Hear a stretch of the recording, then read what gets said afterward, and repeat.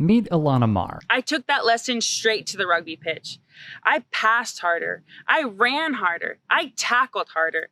And it didn't take long until I was named one of the best rugby players in the country and was recruited for the USA Rugby Sevens team. Maher is part of the United States women's rugby team, who just captured the bronze medal at the 2024 Paris Games. The first time in our country's history this has happened. And while Maher would celebrate, the disdain people had for her was paramount. Hi, thank you for this comment. I think you were trying to roast me, but this is actually a fact. I do have a BMI of 30. Well, 29.3 to be more exact. I've been considered overweight my whole life. In middle school, elementary school, high school, I was always considered overweight. I remember vividly one time in high school, I did turn in a physical to the office, and right at the bottom of the page, it said overweight. And I was so embarrassed to turn that in and to have that written there. So my whole life I've been this way. I chatted with my dietitian because I go off of, facts and not just what pops up here, like you do.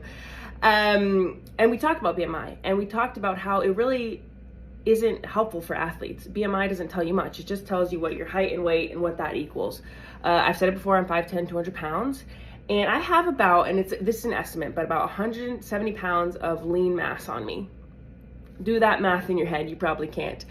That's pretty crazy, right? And that BMI doesn't really tell you what I can do. It doesn't tell you what I do on the field, how fit I am. It's just a couple numbers put together. It doesn't tell you how much muscle I have or anything like that. So, yeah, I do have a BMI of 30. I am considered overweight. But alas, I'm going to the Olympics, and you're not. And she would try educating the ill-hearted. As the Olympics officially start today, I want you all to take a look at all the different body types on display. All body types matter. All body types are worthy, from the smallest gymnast to the tallest volleyball player, from a rugby player to a shot putter and a sprinter.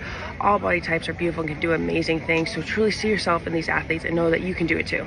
Because simply, MAGA targeted her. So is this what patriotism is to you freaking far-right assholes? Going after an Olympian, a United States Olympian, which, like, I don't know, when I was a kid, like, that was the most eagle sound patriotic you could be.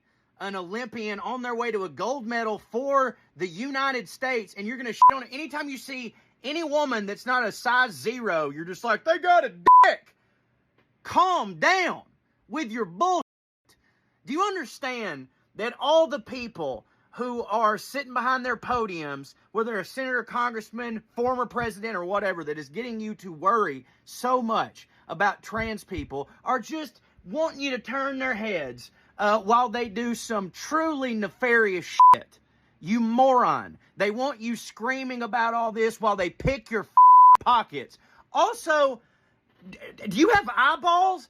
That's just a big, strong woman, right? Like, dude, we all had lunch ladies bigger than her ass who would whip the shit out of us, and none of us, even for a second, thought that they were trans. And it led to this. I'm gonna be very real here for a second. As you can probably tell, I've been crying a little bit. I always get these comments, but like recently it kind of ramped up. I get comments being called a man and being called masculine and asking if I'm on steroids. There will always be negative people out there, and they put women in a box, and they think of women should be fragile and petite and quiet and meek. But that's not the case. Women can be strong, and they can have broad shoulders, and they can take up space, and they can be big. I think I'm getting emotional because I feel very passionate about this. Don't let anybody try to define or dictate how you feel about yourself. You get to decide that. At an earlier time, she discussed becoming more confident. See these bad boys right here? See these? Those are my shoulders, and they're big and they're broad, and for a while I was always ashamed of them. I got this comment and I resonated with it so much because I always tried to hide my shoulders as well. I always had really long hair because I wanted to cover it and seem more feminine. And it's really taken years of learning and deprogramming to love my big shoulders and to really find them beautiful. I even had a teammate recently who was wearing like a cardigan, and I was like, oh, why are you wearing that? We're going out. And she's like, oh, I don't really, still not uncomfortable with my shoulders. And so it dawned on me that, damn, there's still work to be done, and there's still people who are uncomfortable with their shoulders. Here's how I look at it. First off, the shoulders are beautiful. Second, those are the shoulders you have and you're gonna have for the rest of your life. They're gonna be that big until you die. So I think it's a lot of learning to accept them and learning to find the beauty in them.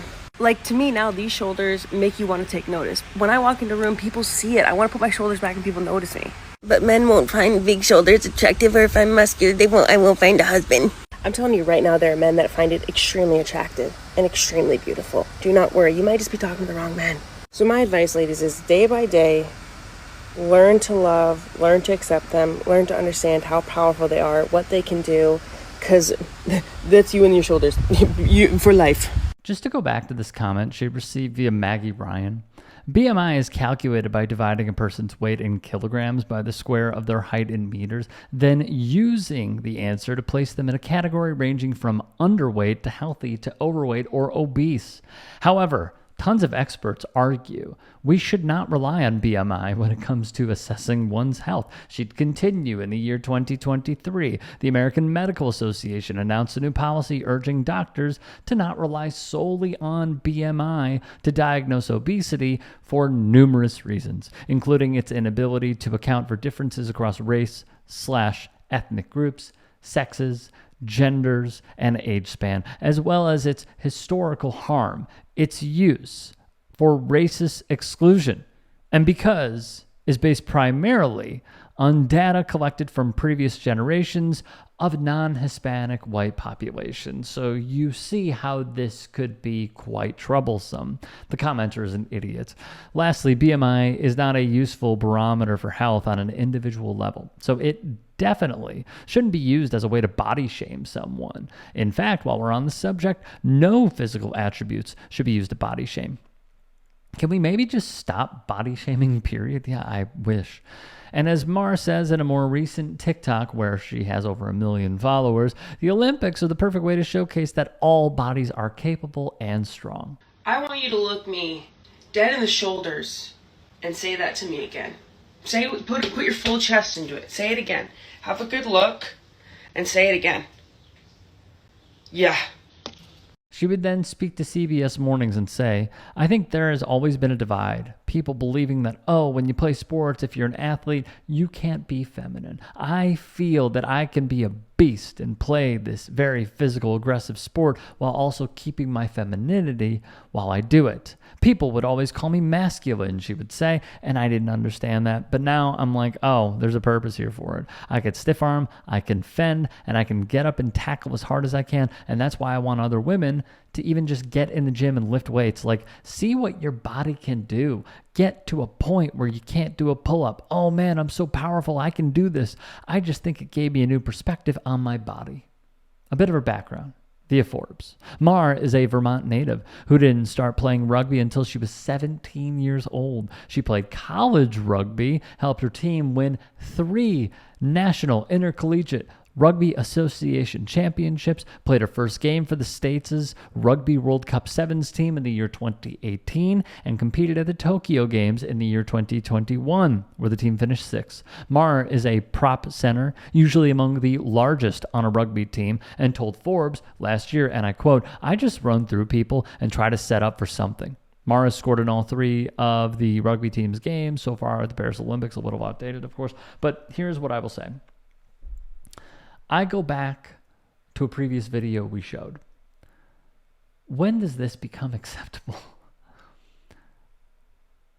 It's shocking the levels that conservatives will go to, because it continually shows that there is no bottom. Ilona Maher is an inspiration. She is an athlete. She is an Olympian, something that those on the couch that are putting out their Twitter fingers on could only dream of being in their sleep. She is awesome at what she does. She is a role model, and we stand her. And to see so many try to tear her down simply because of what she looks like shows that they're scraping the bottom of the barrel, because it's outdated, it's dumb, it's classless, it's lowbrow, it's low IQ. It is beyond stupidity. And yet it is the same exact crowd over and over again that will cling to this mantra. We must protect women's sports.